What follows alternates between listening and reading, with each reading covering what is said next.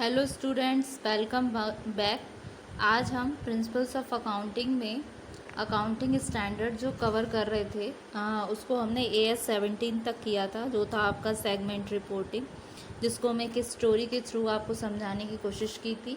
ठीक है, तो सेगमेंट रिपोर्टिंग में हमने क्या पढ़ा था कि अमालगमेशन से पहले ये ऑब्ज़र्व किया गया, जो पर्सन अपनी स्टडी कंप्लीट करके आया था, कि उसके एक किसी सेगमेंट में कोई परफॉर्मिंग नेगेटिवली हुई, तो इसको कैसे क्या नाम दे दिया, सेगमेंट रिपोर्टिंग। ठीक है, उसके बाद AS 17 कवर हुआ। अब हमारा आता है AS 18 का कॉन्सेप्ट। AS का स्टैंडर्ड वो था AS 18 का रिलेटेड पार्टी डिस्क्लोज़र।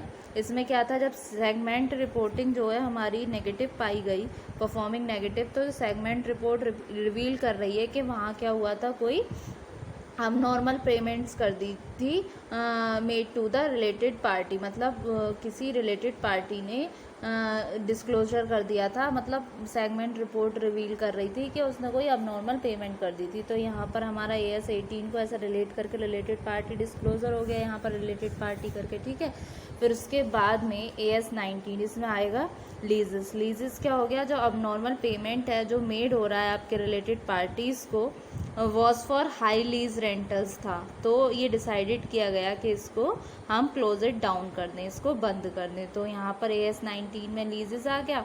फिर आता है आपका AS 20। अब हमने जब ये अपना क्लोज डाउन कर दिया, जो लीजेस जो हम हाई रेंटल लीज जो पे कर रहे थे, तो उससे क्या हुआ, हमारे बिजनेस में प्रॉफिट होने लगा। प्रॉफिट होने लगा मतलब हमारा बिजनेस का जो EPS था वो बढ़ गया। तो क्या हो गया, earning per share after closing the lease segment the EPS is increase. EPS increase हो गया और जितने भी शेयर होल्डर्स थे वो सारे खुश हो गए। उसके बाद में AS 21 आया। अब हम कंसोलिडेटेड फाइनेंशियल स्टेटमेंट बनाएंगे, क्योंकि जो हमने अमालगमेशन का बिजनेस स्टार्ट किया था तो ईयर एंड में उसका एक कंसोलिडेटेड फाइनेंशियल स्टेटमेंट बनना है ना, तो उसको हमने नाम दे दिया AS 21 को consolidated financial statement. Now at the year and he prepares his consolidated financial statement. ठीक है, फिर अब उसके बाद में अब उसको क्लोजिंग कर दिया अकाउंट को। अब उसको प्रॉपर टैक्स भी भरना है गवर्नमेंट को। तो AS 22 में हमने कर दिया accounting for taxes on income. तो after closing the account proper tax has been paid to the government. ठीक है, अब आता है हमारा AS 23। इसमें क्या है, अकाउंटिंग हो गई आपकी इन्वेस्टमेंट की एसोसिएटेड इन क्लोजिंग फाइनेंशियल स्टेटमेंट।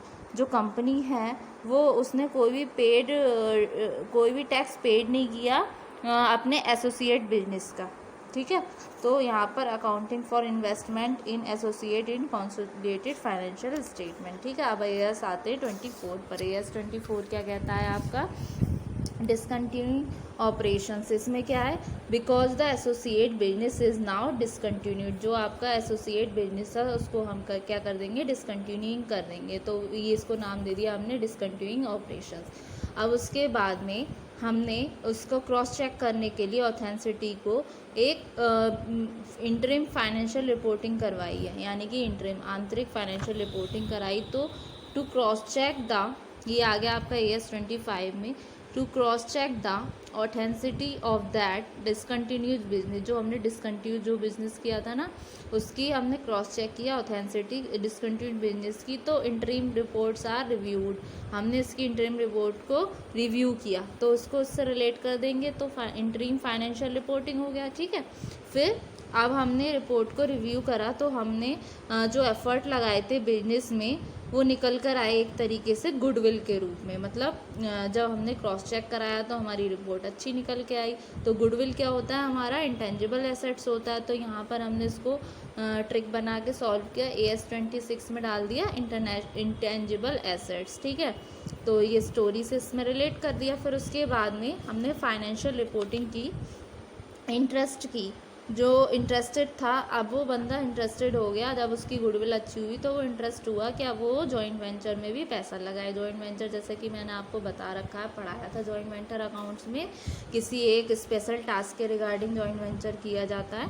ठीक है, तो उसने सोचा तो उसको इंटरेस्ट से रिलेट कर देंगे, इंटरेस्ट इन जॉइंट वेंचर। जैसे कि यहाँ पर due to his goodwill he is now going to enter into a very big project through joint venture, मतलब वो इंटरेस्टेड है तो उसको इंटरेस्ट में ऐसे करके शो कर दिया, मतलब ट्रिक बना ली, इंटरेस्टेड जॉइंट वेंचर। ठीक है, अब उसके बाद में अब एसेट्स का इम्पेयरमेंट हो गया, ये हो गया आपका AS 28 में। जब कंप्लीट कर लिया हमने जॉइंट वेंचर का, तो इसमें से कुछ लेबर जो है वो लेबर गॉट, कुछ लेबर जो है उनमें से कोई पर्सन वो हो गया, इंजर्ड हो गया।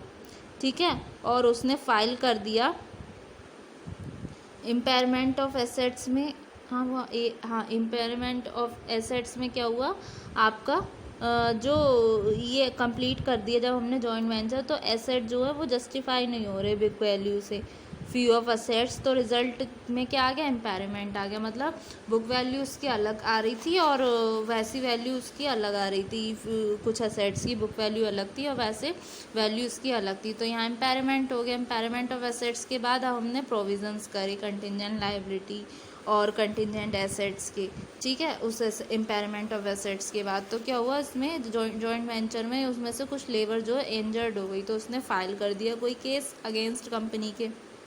जो क्रिएट क्या कर रहा है कंपनी के लिए, क्या हो गई, वो कंटिजेंट लायबिलिटी हो गई। ठीक है, फॉर बिजनेस, तो इस तरीके से इसको रिलेट कर दिया, provisions, contingent liability and contingent assets. ठीक है, उसके बाद में अब AS 30 आया। AS 30 में क्या हुआ आपका, फाइनेंशियल इंस्ट्रूमेंट हुए, मतलब रिकॉग्निशन हो गया आपके और मेजरमेंट कर दिया।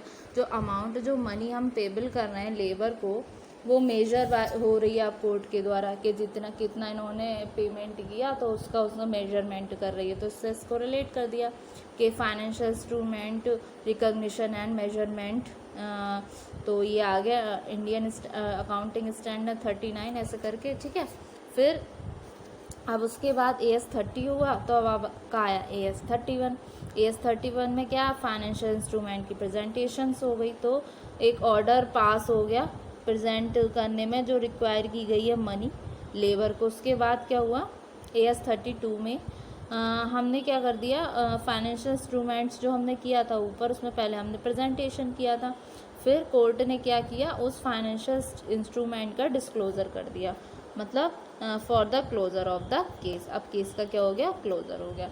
तो स्टूडेंट स्टोरी के रूप में होप सो आपको ये अकाउंटिंग स्टैंडर्ड समझ आ गए होंगे और मैंने एक्सप्लेन भी कर दिए हैं, और आप चाहें तो इन्हें अलग अलग करके देख लीजिएगा और स्टोरी से रिलेट कर दीजिएगा, ये आपको हेल्पफुल होंगे।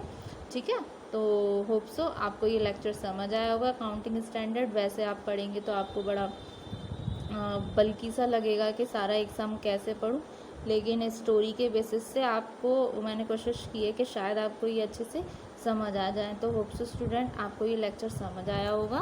Thank you very much.